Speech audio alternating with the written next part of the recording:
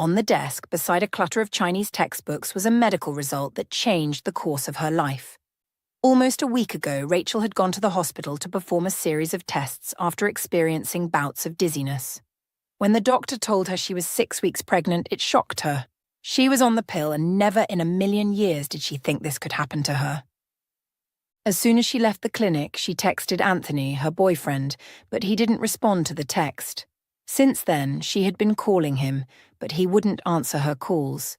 His lack of communication could only mean one thing, but Rachel didn't want to think that Anthony, the love of her life, would leave her hanging like that. Before the hospital visit, she and Anthony spoke at least 5 times a day.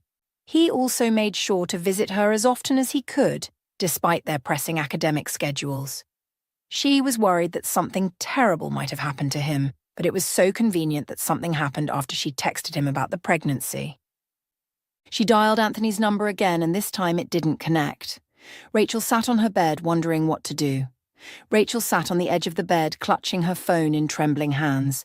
Her anxiety was palpable, tightening around her chest like a vice. Her mind raced through the consequences of this pregnancy and the effect it would have on her life. At 22 years old, she had big plans for her future. There was no allowance for pregnancy. She was still pondering this when the room door swung open with a flare, and her roommate, Sasha, walked in. With her bright red hair and colourful eyeshadow, Sasha and Rachel were opposites. It was a wonder how they even managed to be friends. "Hi, Rach," Sasha greeted cheerily, walking over to her bed. "I didn't see you in class today."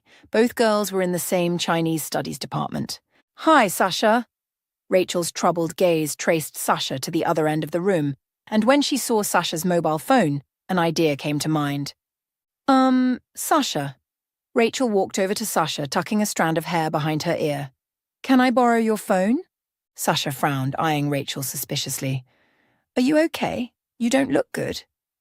Sasha raised an eyebrow, but she didn't refuse. She stretched the phone to Rachel. Rachel turned away from her friend and returned to the bed, dialing Anthony's number on Sasha's phone. Shockwaves rolled through her body when Anthony took the call after a few rings. "Hello?" Realization dawned that Anthony picked up this call because he didn't know who it was. Just a few minutes ago, she had called him, but he didn't take her call. "Hello?" Anthony probed. "Who is this?" Rachel glanced at Sasha, who was laying on the bed, engrossed by something on her laptop.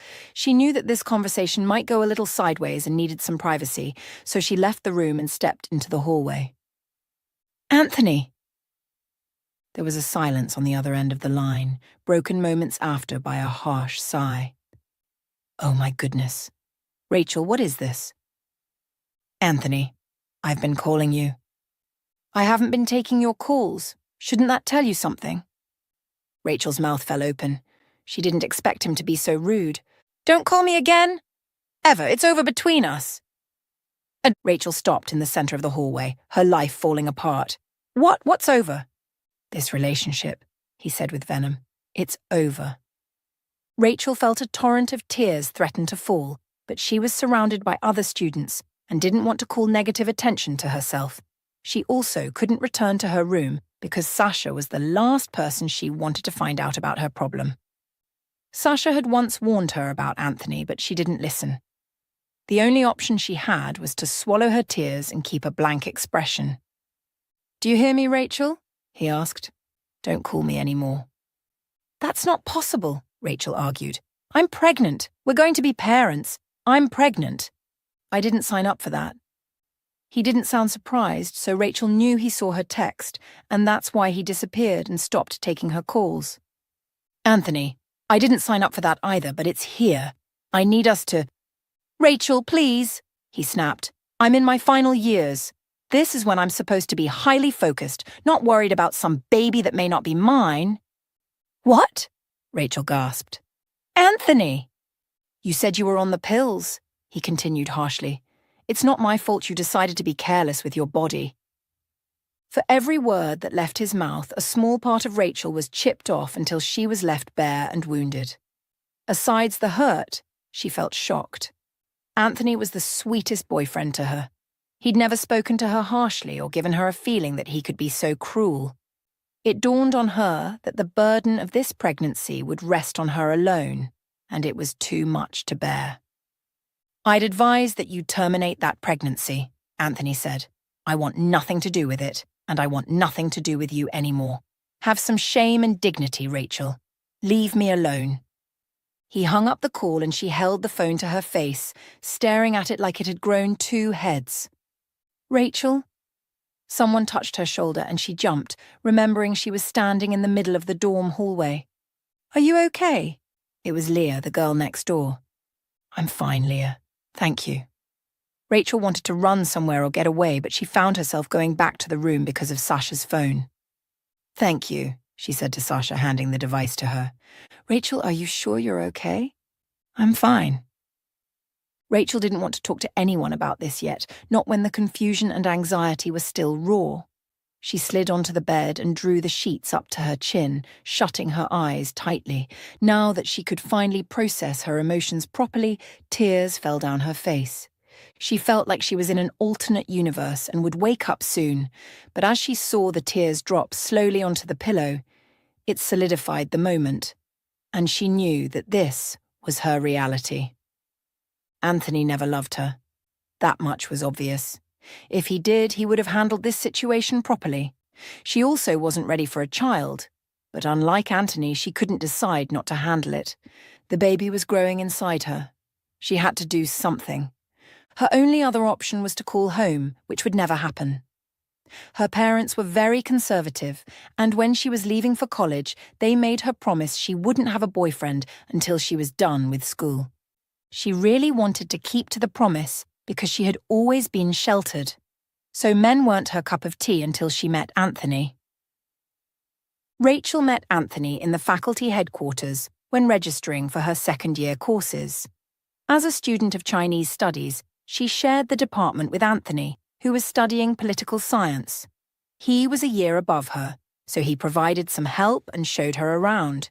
He was the sweetest man to her and made her feel like a princess. Every day he would make the trip to her department with food and sit with her for a few minutes. He would also take her to the library and help her study. Long story short, her life became 10 times better when she met Anthony. So when he asked her out 6 months after their first meeting, she didn't hesitate to accept it. She was confident that her parents would love Anthony because he was the epitome of perfection.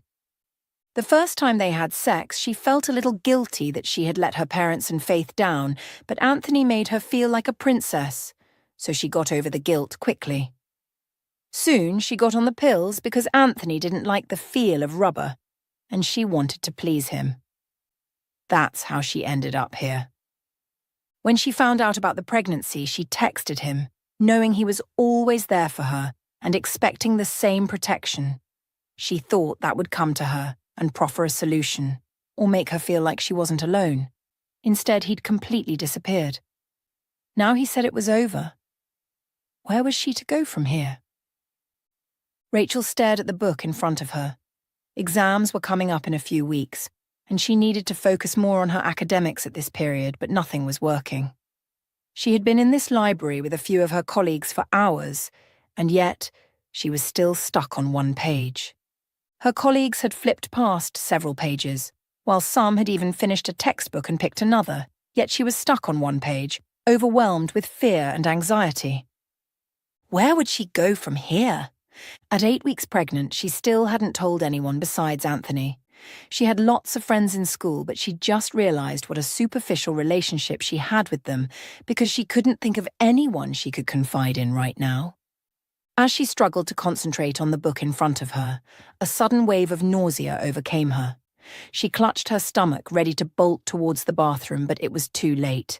She leaned over and threw up, the contents of her stomach lurching out on the library floor. Rachel's face turned bright red with shame as she fumbled to clean up her mess. The quiet library closed in on her as her friends and everyone present looked at her with concern. Rachel heard hushed whispers behind her, and it felt like a dagger to her heart. Embarrassment washed over her, and in that moment she disliked Anthony and thought about terminating the pregnancy. Panicked, she grabbed a handful of tissues from the nearby desk, her hands trembling as she tried to mop the mess. Her colleagues, Nina and Abby, hurried to her side, offering more tissues and a water bottle. "Thank you," Rachel said, her voice barely above a whisper. She did her best to clean under the scrutiny of many students while her colleagues watched with suspicious eyes. Her face burned with embarrassment, and she struggled to explain what happened. "Are you okay?" Abby asked, touching her shoulders. "Yeah." Rachel forced a smile. "I must have eaten something that didn't agree with me." After cleaning, Rachel could no longer stay because it held like everyone was staring at her. Her friends offered to walk her out, but she declined, needing some space to be alone. As she gathered her things and left the library, her heart ached with the weight of the burden. All through the journey home, she kept thinking about whether her colleagues bought her lie or whether they already knew that she was pregnant. She felt alone and afraid, with no one to call or talk to. Later that evening, when Sasha returned to the room, things worsened. When Sasha returned, she came straight to Rachel's bunk, a curious look of confusion on her face. "Rachel, are you pregnant?" "What?" Rachel's heart skipped. "Abby and Nina said you threw up in the library today," she said. "Are you pregnant?" Why would Nina and Abby conclude she was pregnant? Who else have they told this to?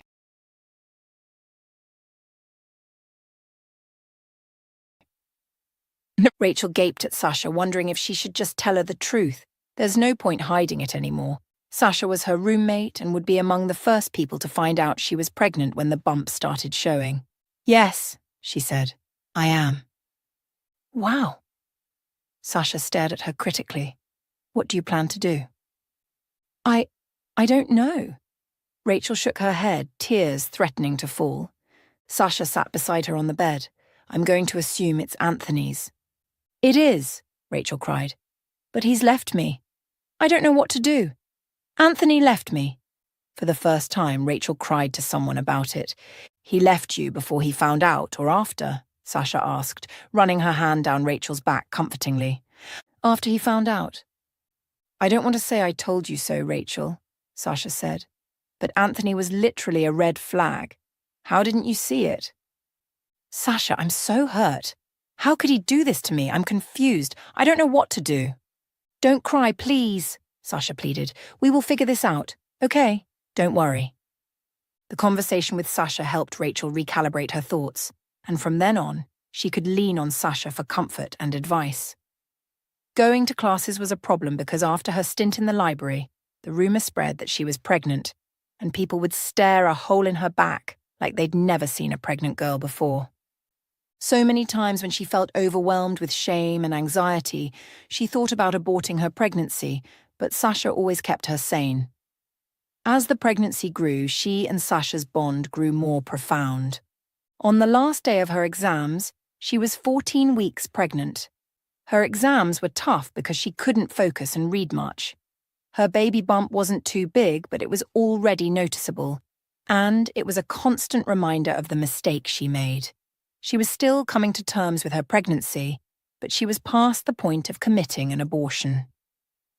After the last exam, she was walking down the faculty hallway when she came across 4 of her friends. Before her pregnancy, she was pretty popular in her department and had a lot of friends, but now people barely talked to her. All her friends kept their distance except Sasha, so when her 4 friends stopped to talk to her in the hallway, she was excited. "Rachel, hi," they giggled, hugging her briefly. "Hi, girls," she tries to hide her excitement. "How was the exam?" "It was good," they answered. Then Amy glanced down at her bump. "How's the, pregnancy?" "It's going well, thank you." The girls hum. "It must be so hard carrying the baby of a man who wouldn't even acknowledge it," Emily groaned. "I'd die before I let that happen to me." "Yeah," Diana agreed. "And you're so pretty. Every boy in this department wanted you. How could you be so careless?" Rachel blanched at their words. The blood rushed to her head as her friends talked about her, and a deep feeling of betrayal heated her blood. There was only one person she told the identity of the father of her unborn child, and it was Sasha. She didn't want to believe that Sasha would tell these girls. "At least now you won't have any more appeal, and the boys will finally move on from you," Iris chuckled. "Right?" Her voice dripped with jealousy, and Rachel wondered why she hadn't noticed this before. She pushed past them, storming down the hall without looking back. "I was just joking," Iris shouted after her, and the other girls laughed. "Whatever." When Rachel got to her dorm room, Sasha was there. "What's wrong?" Sasha asked when Rachel stared at her. "Are you mad I didn't wait for you after the exams? I'm so sorry I had to use the bathroom." "What did you tell Amy and her gang about me?" Rachel asked. "What?" Sasha sat up, her face scrunched in a frown. "What do you mean?" "Why did you tell them about Anthony, Sasha?" Rachel asked. "Nothing." Sasha rose to her feet. "I didn't tell them." "That's not true," Rachel interrupted. "You're the only one I've told about the father of this child. If Amy and the girls know, it's because someone told them. I didn't. Tell me the truth, Sasha. Please." "Fine, I told them." Something snapped in Sasha's expression, and Rachel saw cruelty staring back at her. It was so real, she staggered back. "Sasha, why?" Rachel shook her head. "You knew they would mock me. They've avoided me since the pregnancy news hit the department. Why did you do that to me?" "Rachel, it's not my fault that you chose a boy who wouldn't own up to his responsibilities," Sasha snapped. "You're the dream girl of almost every guy in that department, yet you fell for this bum." "Anthony is not a bum," Rachel argued. "And I don't need your advice. I just want to know why you felt like it was within your right to tell those girls my secret. I am so disappointed in you." "How about you being disappointed in yourself?" Sasha asked. "I'm not the reason you're in this potion." She walked out the door, slamming it shut in Rachel's face. The following days were hell for Rachel, because now that Sasha didn't have to pretend anymore, she made the dorm unbearable. It was hard to leave the safety of her room because everyone had an opinion on how to live her life. The day her parents called, Rachel's heart skipped several beats. She talked to her parents once a week, so they never bothered her. Seeing the phone ring and her mother's name on it almost gave her a heart attack, but after watching the phone for a few moments, Rachel took the call. "Hi, Mom." "Rachel," her mother cheered. "How are you, sweetheart? Are you done with your exams?" "Yes, Mom. I'm waiting for the results." "Rachel, we miss you," her mom said, and those 3 simple words caused Rachel to react emotionally. Tears pricked her throat and she blinked them back. If there was anything she was sure of, it was her family's love for her. But when they learned of her mistake, would the love be able to withstand the disappointment they would feel? Rachel wasn't so sure. All her life, she had been raised a certain way. She knew how her parents reacted to girls who got pregnant out of wedlock, and she never thought one day she would be in the same shoes. It felt like she had betrayed her parents, and the thought killed her. "Are you there, sweetheart?" "Yes, Mom." Rachel infused cheer in her voice. "I miss you too. I miss everyone." "Will you be able to make it home for winter break?" Rachel badly wanted to go home, but she couldn't. It would be a huge mistake going home with her baby bump showing. It would disgrace her family, which was the last thing she wanted. "I wish I could, Mom," she said. "We have some difficult courses next semester, so I'm staying back to take lessons." "Oh," Mom pauses. "Okay. I'm sorry about that, sweetheart. Take it easy, all right?" "All right, Mom." Rachel knew she had to get off the phone soon or she would burst into tears. "I've got to go, okay? I'll call you soon." "Okay. You sure you're okay?" "Yes, I'm okay." She forced a laugh to keep her mother pacified. "I'm fine." "All right, sweetheart. Love you." "Love you too, Mom." As soon as the call ended, Rachel got an email notifying her that her grades have been posted. She sits up in bed, heart beating in her chest. She logged into her student profile, her finger hovering over the link that'll take her to the grades tab. Usually she was never scared to check her results. During her first year, she did exceptionally well and was one of the best students in class. But this semester, she didn't know what to expect, and her hands shake with nerves.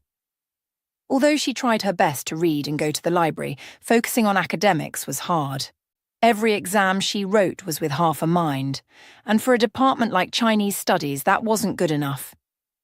With a burst of courage, she clicked the link and watched it load, her heart leaping into her mouth. The grades finally loaded, and Rachel scanned the screen. Each course was listed with a letter grade next to it. Rachel's face fell as she read the letter F next to each course. Her shoulders slumped, and she stared at the screen, completely numb. No. It was a single word, but it tore from her mouth with a sob as her world shattered around her. She took 5 courses this semester, and she failed everything. Oh, God. The tears blur her vision, and in that moment, the only person she hated more than Anthony was herself. How could she let herself be so stupid? How? She angrily wiped her tears and clicked through the breakdown of her scores and assignments, realizing that she did well in those, but they weren't enough to give her a pass mark when she failed the exams woefully. The tears continued to fall the harder she wiped, so she gave into it, hoping that after the sobs she could figure out what to do with her life. She was still crying when the door swung open and Sasha walked in. Like that's not embarrassing enough, she's also with Amy, Emily, Diana, and Eris. Rachel tried to hide her tears, but it was too late. The girls had already seen it. "Oh, what's wrong?" Sasha asked with concern. "You look like a wreck." Rachel looked up at her roommate, confused as to why she acted like she cared. For weeks now, Sasha had been so mean. "Talk to me," Sasha said with a pout. "What's wrong?" "Nothing." Rachel didn't trust Sasha anymore and didn't want to give her any more ammunition. "I'm fine." "I think she just saw her grades," Amy said. "I knew she couldn't pass her exams with an unwanted pregnancy. Something's got to give." "Amy!" Rachel gasped at her hurt spreading through her blood. These girls used to be some of her closest friends. It was funny how they quickly switched against her. "What?" Sasha frowned. "Why are you upset? Your grades are as bad as your life choices." Rachel blanched. She had never been the confrontational type, and against 5 girls who seemed to hate her, she knew she stood no chance. Immediately she started packing her luggage. Staying here would only deteriorate her mental health further. She had to leave. "But how did you let things get so bad, Rachel?" Diana asked. "You had so many guys falling at your feet, but you chose a guy who ditched you when you needed him the most." Rachel didn't think it was possible to feel any more hurt, but the more the girls spoke, the more damage it did to her soul and self-esteem. Oh, how she had fallen. From being a girl they admired to being one they bullied and ganged up against. "Where are you going?" Sasha asked as Rachel wheeled her luggage toward the door. Rachel didn't answer. "Fine, and make sure you never return," Sasha growled when she walked out the door. For hours she wandered campus, wondering where to stay. Her closest friends were already against her. The only people she could turn to for help were mere acquaintances. It didn't help that she already had a noticeable bump, and everywhere she went, students stared like they'd never seen a pregnant woman before. Finally, she decided to go to Nina. Rachel and Nina were reading partners, so she hoped that she could accommodate her for some time until she figured out the next step to take. As she went to Nina's dorm, she said a little prayer in her mind. It wasn't like she thought her prayers would be answered because she had been going through so many hardships lately. It was obvious that the God up there was very upset with her. Rachel arrived at Nina's dorm exhausted and tense. Nina opened the door and immediately noticed her distress. "Rachel, what's wrong?" she asked. "What's with all the luggage, and have you been crying?" Rachel broke down again as Nina ushered her into the room. "Can I stay with you for a while until I sort things out?" she asked amidst tears. "I know it's a bother, but please, I'll leave soon." "Sure," Nina nodded. "But what happened to your room?" "I can't stay there anymore," Rachel sobbed. "Sasha is being mean. I don't know what I did to her." "I'm so sorry." Nina pulled Rachel into a comforting hug. "You can stay with me. I'll talk to my roommate. You'll be fine." Rachel sniffed. "Thank you, Nina. I just didn't know where to turn." Nina smiled. "I'm glad you felt safe enough to come here. Don't cry anymore, all right? It's not good for the baby. How far along are you?" 15 weeks. Nina nodded. "You should rest. Okay? I'll get us something to eat." Rachel stayed with Nina and her roommate, Kayla, for 2 weeks until the girls left for winter break. While they were away, Rachel remained in the dorm. She had never felt so alone in her life. She cried every day, and her pain intensified when she had an online meeting with her professor, who told her she would have to resit all her second-year courses and pass them in one go, or she would have an extra year. During the break, she tried to read, but it was still hard to focus. Her pregnancy symptoms were intensifying, and between hospital visits and pregnancy fatigue, she could hardly get a single word in. Her life was falling apart, and no one could mend it for her. On Christmas Day, the dorm was almost empty because other students left to be with their families. The urge to be home was so strong that Rachel picked up her phone and called her mom, ready to confess everything. "Hello, Rachel." It was her dad who picked up the call. "Dad, hey, how are you?" "Missing you," he said. "It's not a complete Christmas without you, sweetheart." "I'm sorry I couldn't come home. I'll try to make it for Easter. Or I'll visit after New Year," her father said. "Easter is too far not to see my baby." Rachel laughed. "Dad, where's Mum?" "Hold on," her dad said. "She's probably somewhere around the house. You know your mum. She always leaves her phone unattended." Rachel laughed and stayed on the phone until her dad found her mum in the kitchen. "It's Rachel," Dad said, and Mom came on. "Sweetheart, hi. Merry Christmas. We miss you." Rachel fought tears. "I miss you all too. There's something I have to tell you." "Oh, what is it?" Rachel struggled for words. As she thought about the best way to deliver the news, she heard her dad say, "Is Rachel still on?" "Yes," Mom answered. "Rachel," Dad said into the phone. "I forgot to tell you before handing Mom the phone, but I love you so much, sweetheart." Rachel burst into a quiet sob that hurt her chest. Her father, oblivious to her emotions, continued, "I am so proud of you. You've never disappointed me. I'm grateful for a child like you. Merry Christmas, okay? See you after the new year." "Thank you, Dad," Rachel forced out. "I love you too." When Mom got back on the line, she said, "What did you want to tell me?" "Nothing," Rachel said immediately. How could she tell them such disappointing news shortly after what Dad had just said? It would break their hearts. She couldn't do it. "Dad said it all. I just wanted to tell you all I love you." "We love you too." The winter break lasted 6 weeks, after which students started returning to school, and the dorms were slowly filling up. Nina also resumed school, and so did her roommate. Rachel was registering for her new semester courses and processing a new dorm room, which kept her busy most of the time. One hot afternoon, she was returning from the faculty, tired and hungry. She reached her room door and was about to open it when she heard her name. This made her pause. "Gosh, I can't stand her anymore. I wish she would leave." This was Nina's voice. "She literally looks like a whale." Rachel froze at the door, her hands on the knob. Kayla laughed like Nina had just made the joke of the century. "I thought Rachel was your friend." "She is my friend," Nina groaned. "But I'm tired of the inconvenience. She's always sad, and it wears me out." "If I were her, I'd be sad too," Kayla said. "Cut her some slack." "I'm trying," Nina answered. "But Sasha already found out Rachel stays with me, and they're starting to look at me somehow. If you know Sasha, you'd know you don't want to be in her bad books. I want Rachel gone, to be honest." Heartbreak and betrayal spread through Rachel. Between Nina and Sasha turning against her, she didn't know which hurt more. At 24 weeks pregnant, her bump was more noticeable, making her self-conscious, especially among students who cared greatly about their bodies and appearance. Hearing Nina call her a whale had her already low self-esteem plummeting to hell. She knew she didn't look as good as she used to, but she could have gone without being labelled a whale. It hurt her so much. Then, being called an inconvenience on top of that, Rachel knew she could not stay here anymore, not after hearing everything that was said about her. She took a moment to calm herself before walking into the room with a smile. It was the hardest smile she had ever worn in her life. "Hey, girls," she greeted Nina and Kayla, who cheerfully greeted her. "Hey, Rachel!"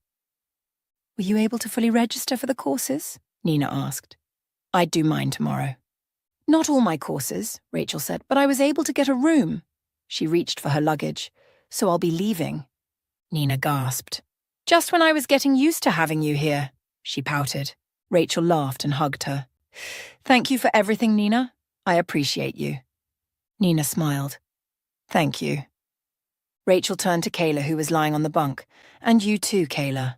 Thank you. You're welcome, Rachel. Kayla's smile was tight. I'll see you girls around.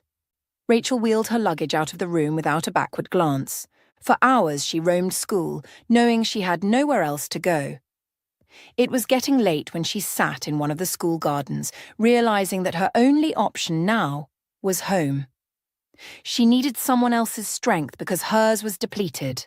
She failed all her courses and was facing the risk of an extra year. She had no friends and no place to stay. Right now, she wanted to run and hide away from the world. But before she did it, she had to call her parents.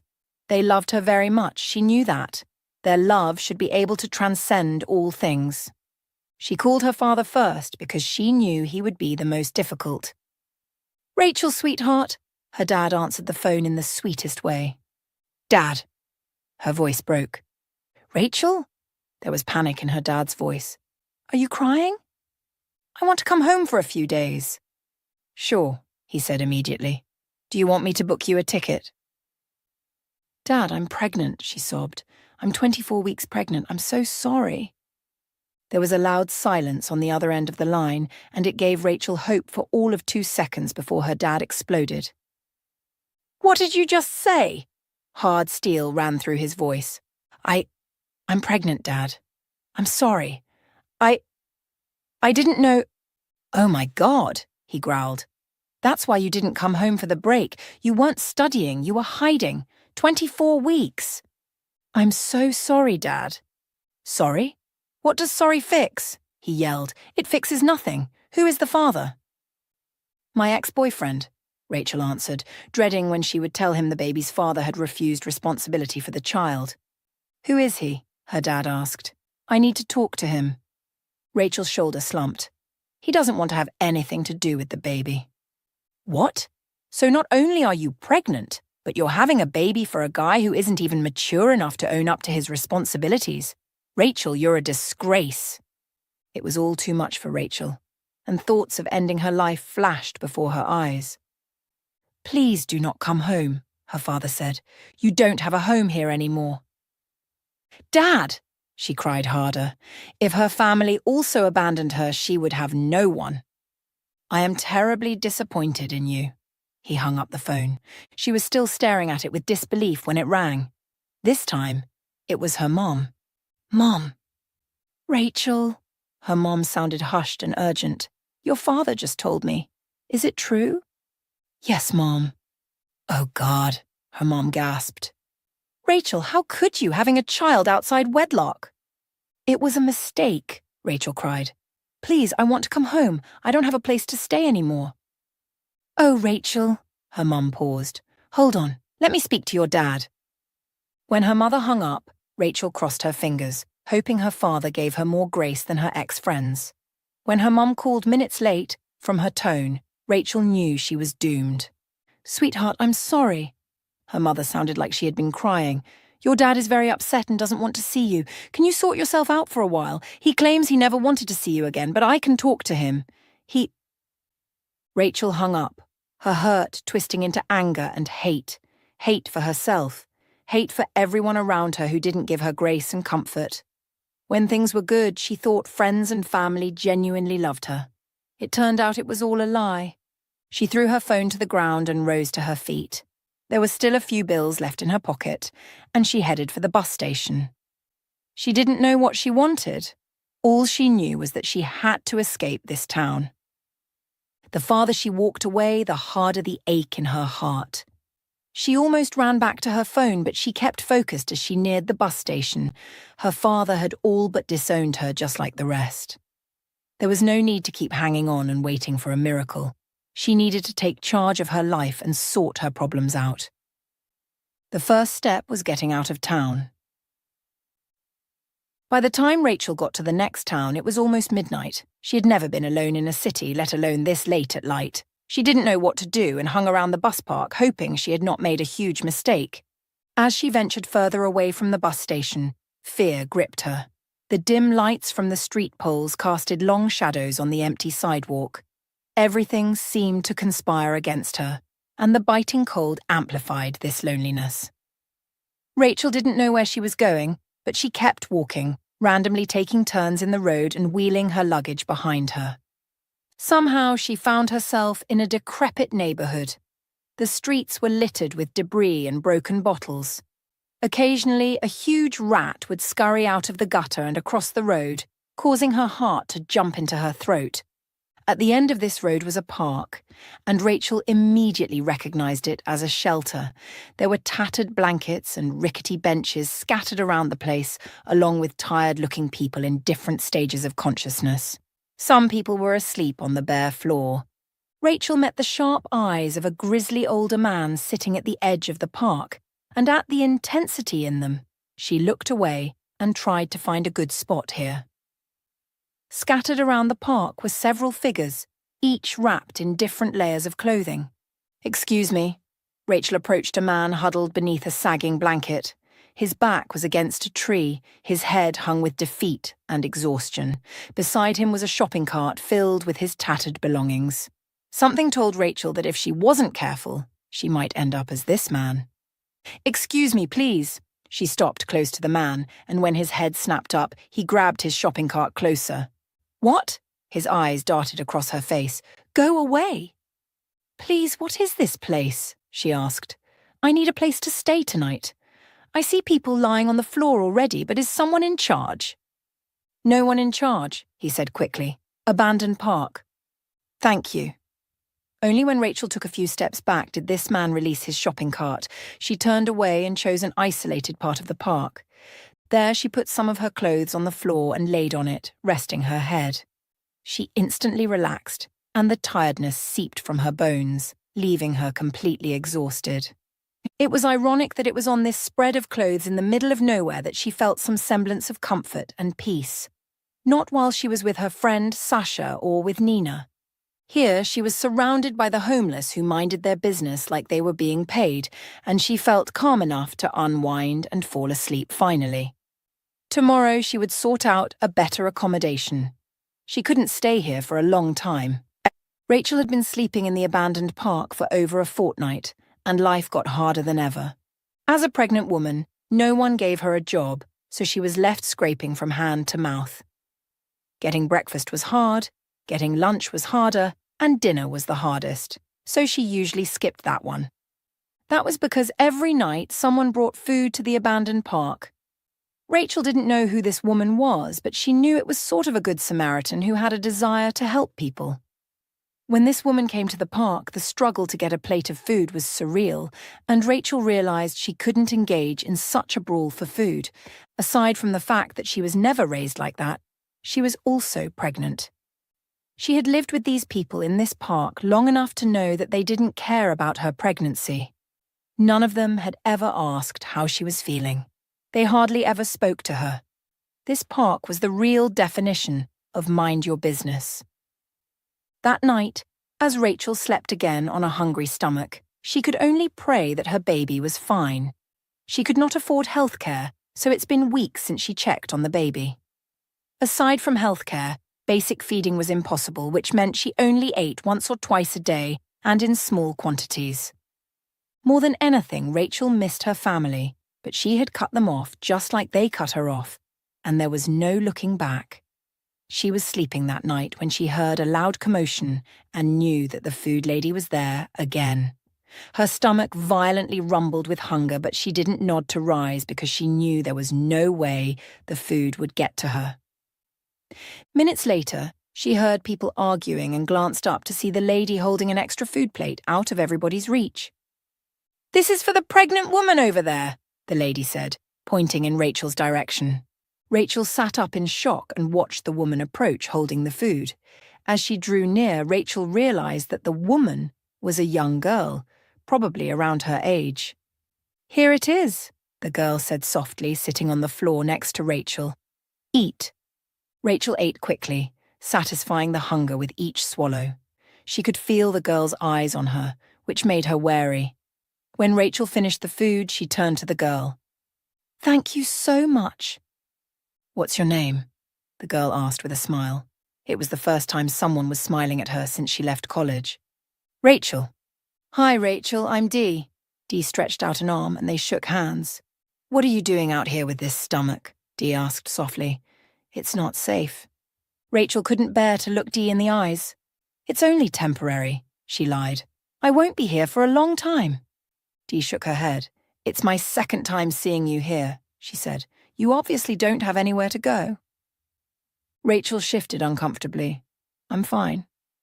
"You don't look like the others," Dee said softly, "and that's what brought me to you." Rachel stayed quiet, tears blurring her vision. "Come with me!" Dee rose to her feet, pulling Rachel up with her. "What?" Rachel's eyes widened. "Come with you to where?" Rachel asked Dee with a frown. "My home," Dee chuckled. "You'll be safer there." At this point, Rachel was tired of living with people and having them talk behind her. She preferred to stay in the park. At least no one bothered here. She was alone. "I can't," she told Dee. "I appreciate you, Dee, but I can't accept that from you. I can't." "Rachel," Dee cut her off. "You see these other people." She pointed to everyone sleeping on their mats around the park. "They don't have a future for themselves," she said. "They belong here." Rachel frowned. "These homeless people don't really want a home. They like it here, and for them, this is a job," Dee continued. "When I took one look at you, I realized you weren't like that. You want to be out of here whether you accept it or not, and that's what I want to do for you." "But why?" Rachel asked. "You just met me." Dee shrugged. "That doesn't matter. What matters is that I went to help you get out of here. How far along are you?" 26 weeks. "Great," Dee nodded. "Do this for your baby, Rachel." Embarrassed, Rachel packed her luggage and followed Dee out of the abandoned park. They reached Dee's home quickly, and Rachel was surprised to find out it was not much. It was a trailer park, the exterior marked by weather stains and graffiti. It was like a small rectangular box with missing windows and uneven wooden steps. "It's not much," Dee giggled like she could read Rachel's mind. "But it's home." When they got into the house, there was a wheelchair-bound man in the living room staring into space. When he heard them come in, he turned, his eyes full of surprise. "Des, who is your friend?" "Uncle Rufus, this is Rachel," Dee said. "She will be staying with us for a while. I hope you don't mind." Uncle Rufus's smile widened. "Of course I don't. The more the merrier." He turned to Rachel. "Welcome to our humble abode, Rachel." "Thank you, sir." "Let me show you in." Dee trudged through the rickety hallway and stopped in front of a door. She opened it and threw the door open, allowing her entry before she did. It was a small room but neat and airy. "You and I will stay here," Rachel said. "We only have 2 rooms in the house. Uncle Rufus has one." Rachel set down her luggage. "I don't know how to thank you enough, Dee. I'm beyond grateful for this. Thank you so much." "You're welcome." Rachel cleared her throat before she asked a pressing question on her mind. "I thought you were wealthy," she said softly. "How are you able to afford food for the homeless?" Dee sat on the bed and patted the space beside her, making room for Rachel. "I work in an international restaurant chain as a dishwasher," she said. "It's easy to get packs of food on weekends, which I bring to the park for the homeless." "Okay."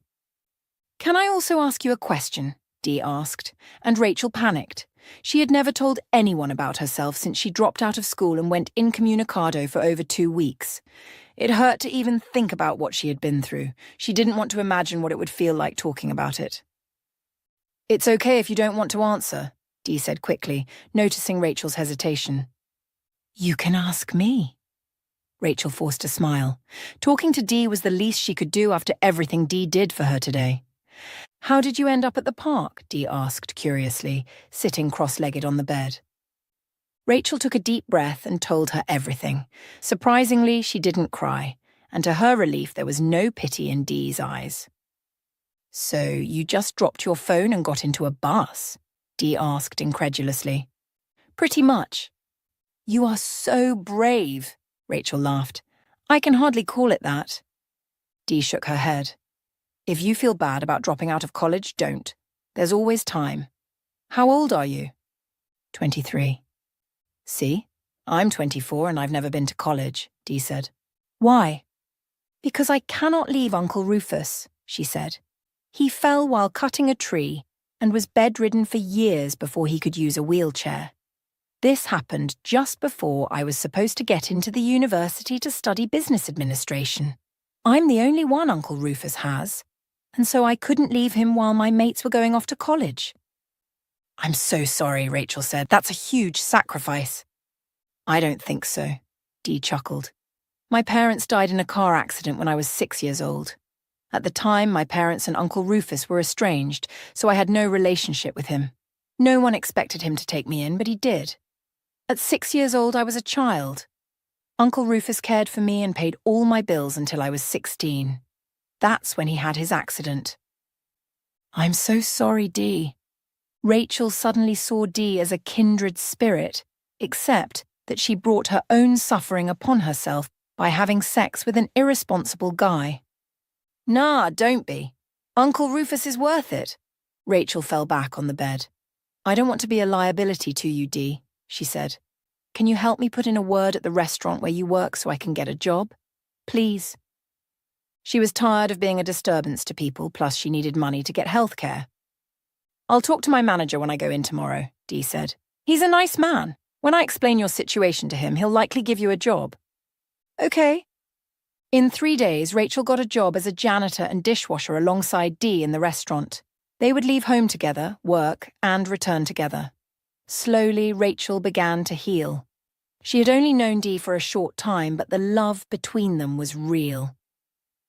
Dee would follow her to prenatal appointments and was always there when she needed comfort or missed her family. 3 months after they met, Rachel gave birth to a beautiful baby boy. She named him Harry. Uncle Rufus, can you run faster than me? Harry asked, climbing onto Uncle Rufus's lap. He was 3.5 years old, and his favourite human was Uncle Rufus. He didn't mind that Uncle Rufus was wheelchair-bound. He always wanted to do everything with him. Right now, it was almost 8 a.m. on Monday morning, and Rachel was trying to get him off Uncle Rufus so he could prepare for preschool. But any time she tried to pull him off, Harry would scream and shout. Leave him alone, Uncle Rufus laughed. I'll take him to school. Uncle Rufus, that'll be a bother. Rachel glared at Harry. Harry, come on. No, I want to stay with Uncle Rufus. You ready, Rachel? Dee walked out of their room ready to go. Why's Harry not ready? She groaned. We're going to be late because of this little rascal. Harry stuck out his tongue at Dee and she gasped, making Rachel laugh. Someone's not going to get a cupcake today, Dee threatened. I'm sorry, Aunt Dee, Harry quickly apologised. You girls run along, Uncle Rufus said. I'll take Harry to school. Are you sure you can manage? Rachel asked worriedly, and Uncle Rufus nodded. Harry's school was only a few minutes away from the house, and Uncle Rufus had taken him to school several times before. Thanks, Uncle Rufus, Rachel said and kissed Harry's cheek. Bye. I love you. I love you too, Mom. Harry kissed her and waved to Dee. Love you, Aunt Dee. Love you. Dee and Rachel left the house like they'd been doing together for over 2 years. As they walked to work, Rachel thought about how far she had come and how her life had new joys and meanings. She still hasn't contacted her parents in over 3 years, and there were nights when she would miss them. It was like a physical ache in her chest. But they broke her that day, and she never wanted to see them again. When everyone turned their backs on her, she reached out to her parents expecting them to be there, but they let her down. It had been 3 years since she's had Harry, and she would never change this for anything.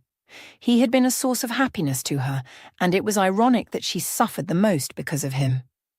If you asked Rachel, she would go through it all again for Harry. Later that day, Rachel was cleaning the meeting room when she heard a group of people speaking in Chinese. A nostalgic feeling hit her, and she was about to walk away when their words became clearer. One of them was saying, "This company is naive. They won't see through our scam.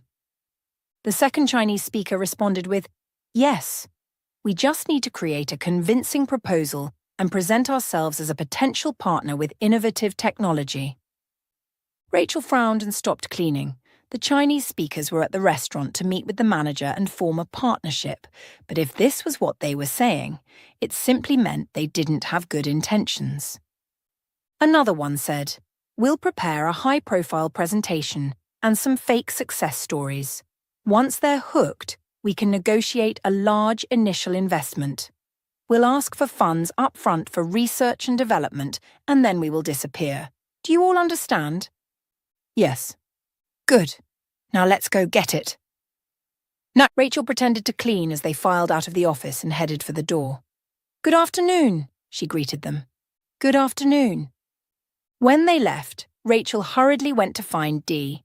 Dee was cleaning the kitchen and was fortunately alone when Rachel found her. She told her everything she learned. "Just keep quiet about it," Dee said, "or if things go wrong, we would lose our jobs." "But Dee, if this Chinese company scams ours, we may also lose our jobs." Dee sighed. "I understand, but Rachel, really, the probability of something going wrong is higher. We're bottom staff in this company. No one would believe us." Dee was right, and Rachel decided to stay quiet. However, as she returned to her post, she walked past the manager's office and overheard the Chinese guys giving a stellar business presentation.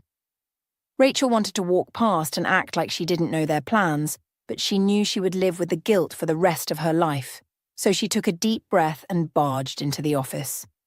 The Chinese presenter stopped and arched his eyebrows at her while the manager rushed to his feet. "Excuse me. Cleaners aren't meant to be here at this time. Excuse us."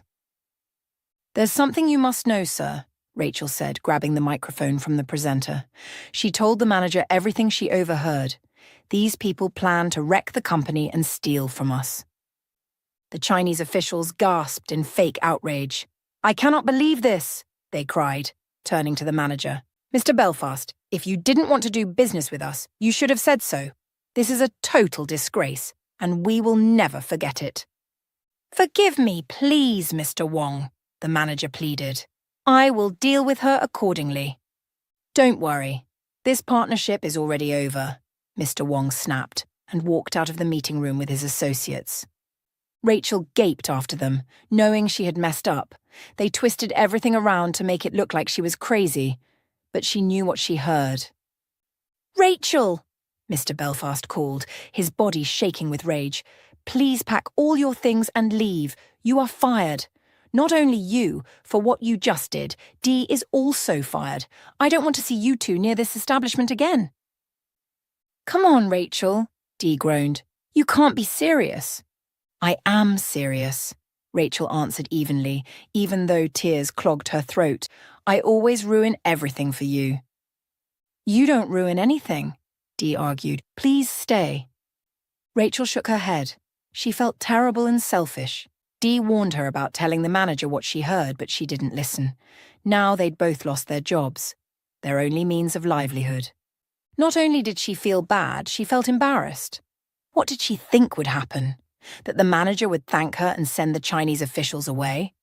Impossible. She was a janitor, and that's what she would always be. It was late evening when she wheeled her luggage into the living room. She wanted nothing more than to stay with Dee, but she could never live with the guilt. "Rachel," Uncle Rufus called softly, "you're taking this too far." "Uncle Rufus," Rachel shook her head, tears slipping down her face. "You don't understand. Dee had this job before she met me. She found me this job because she wanted to help me. The best thing I could have done was keep my big mouth shut. I didn't listen to Dee. Now see." "We can find another job easily," Dee said sadly. "Don't do this." Rachel pulled her friend into a hug. "Thank you, Dee, for everything you've done for me. I promise I'll never forget. I'll pay you back." Dee looked unhappy, and Rachel hugged Uncle Rufus too. "Thank you, Uncle Rufus." He released a deep breath. "Thank you too. Thank you also for Harry. He's been my source of joy for all these years." Rachel almost cried again because she knew Harry would be another issue. Right now he was in preschool and she planned to pick him up on her way to the shelter. They would have to stay there until she got an apartment. She had saved some money, but she would need to properly plan how that would be spent. She walked to the trailer door and then turned to wave at them. "Goodbye, Dee," she said. "Goodbye, Uncle Rufus." She walked out before she could change her mind. It had been a week since Rachel left, and it felt like a part of Dee was missing. Rachel had come to mean more to her than a friend, and although Dee was upset about what Rachel did at the company, she didn't think it was worth losing her best friend over. Then there was Harry, a little fireball who kept everyone on their toes. Harry and Rachel's absence made the house very dull. "You should go talk to her," Uncle Rufus said. "You said you know where she is." "Yeah. I traced her to the love shelter. That's where she is with Harry. But you know how stubborn she is, Uncle Rufus." "I know. I miss her and Harry too. What do you think we should do?" Dee was about to respond when there was a knock on their door. She jumped to her feet and raced to the door, hoping it was Rachel finally coming to her senses. However, when she opened the door, it was a young, handsome man standing there. He looked perfect in his expensive black suit. Behind him was a black, luxurious car. "Hello?" The man smiled. "Hi, my name is David. Is Rachel here?" "What?" Dee's eyes widened. "Rachel?" "Yes, please." Dee shook her head. She moved out. David's face fell. "Do you know where I can find her?" "Depends." Dee crossed her arms. "Who are you?" David withdrew a card from his breast pocket and handed it to Dee. "My name is David Monarch," he says, "owner of the Darcy restaurant chain. I want to thank Rachel for saving my company from bankruptcy. If not for her, we would have lost millions of dollars." Rachel and her 3-year-old son Harris were lying in their bunks while Rachel read him a storybook. Rachel knew that Harry wasn't happy because he hadn't seen his uncle and aunt in a week. But whenever Rachel thought of them, she felt overwhelming guilt. It hurt that she had to leave them, but right now, she was feeling too much like bad luck for their family. "We will see them soon," she said to her son. "They are—" "Hello, Rachel." Rachel looked up to see a matron standing at the door. "There's someone outside to see you." Rachel frowned. "Me?" "Yes." The matron nodded and walked away. Frowning, Rachel climbed down the bunk, carrying Harry with her. No one knew she was here, so how could anyone be here to see her? When she walked out into the reception, she was shocked to see Dee standing beside a very handsome man in a dark suit. Harry wiggled from her arms and ran into Dee's arms. "Aunt Dee." Rachel's gaze kept flitting to the man who continued to smile at her like he knew her. It made her blush. "Rachel," Dee said. "This is Mr. David Monarch, owner of Darcy restaurant chain." Rachel's mouth fell open. "Where we used to work?" "Yes." "Hi, Rachel." David stepped forward. "Hi. I'm here to thank you. You saved my company from ruin." "What?" "We would have lost millions of dollars if you hadn't reported what you heard." "But I was fired for it?" "And I'm sorry about that," David said remorsefully. "After you left, we researched the company and discovered those Chinese investors were indeed a scam. They've successfully scammed many businesses in the country, and we were next. But thanks to you, we got through it." Rachel nodded at him. "You're welcome." David looked around the place with a disapproving stare. "Please get your luggage," he said. "I'm moving you out of here."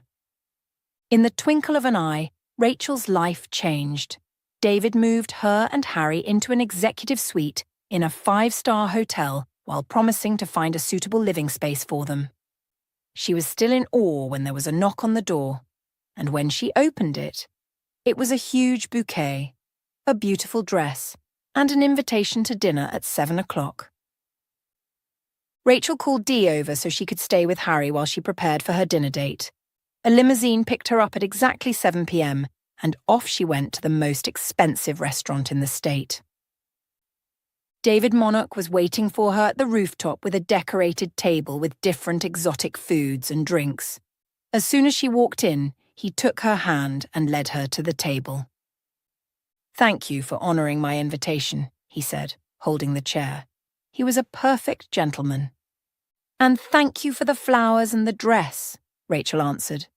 "No regrets," he answered. "You look beautiful." A deep blush warmed her cheek and she lowered her head. "Thank you." They ate their dinner while talking about the most random things. It had been a while since Rachel spoke to a man this way, but David was so gentle and made everything easy. "How did you figure the Chinese officials out?" he asked after they finished their food.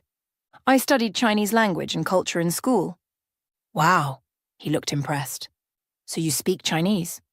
"Yes, but I'm still learning." David leaned forward, his eyes bright with admiration. "You would be a great addition to my company, Rachel. I want to offer you a job as a translator," he said. Rachel's first instinct was to jump at the job, but she held back to play her cards right. "Thank you, but I'd only accept on one condition." "What?" "That you give Dee a job as well," she said. "She also lost her job that day." David laughed, and Rachel held her breath. "I already gave her a job when I learned how you both lost your jobs," he said. "She's the branch supervisor." Rachel grabbed David's arm excitedly. "Thank you so much, David. That means a lot to me. Dee is like a sister. I love her so much." "I know," David smiled. "And what about you? Won't you accept the job?" "I will," she laughed. "I'm honored to be a part of your company." 6 months have passed. "I've never been to your house," Rachel laughed as they rode the elevator up to David's penthouse apartment. "I know." He winked at her. "Why do I feel like you're up to something?" She side-eyed him and he laughed heartily. "We've been friends for 6 months," he said. "I think it's high time you knew my place." Friends? Rachel thought. It had been 6 months since she knew David and her life had improved. She lived in a spacious 2-bedroom house that he bought and drove a Mercedes that he also bought for her. Despite all these things, they remained friends. She was madly in love with him. Although she knew he would never look at her any more than being platonic friends. He was way out of her league, and even though she now had a better life, she still knew who she was. The elevator opened into the most beautiful living room she had ever seen. She gasped at the window view and rushed to it, gaping at the stunning view of the city skyline. "David, this is beautiful," she cried. When he didn't respond, she turned to see him on one knee, a beautiful box in his hands. Inside it was a luxurious ring. "David?" Her heart almost stopped. "I don't want to be just friends anymore, Rachel," he said. "I want to mean more than that to you." "David." "I love you, Rachel," he said. "You are smart, intelligent, beautiful. You're an asset to me, and I want to be everything you need." Rachel couldn't believe what was happening. David was the best man ever. He was good with Harry and formed a great relationship with Dee and Uncle Rufus because she told him how much they meant to her. For Dee, he took it a step further by funding her college tuition until she graduated. He was the best, but she couldn't get over the crippling anxiety that David was out of her league. "Say something, Rachel," he said. "David, I have a son, and that I love very much," he said sincerely. "He would be a great big brother if you accept my proposal and we have kids."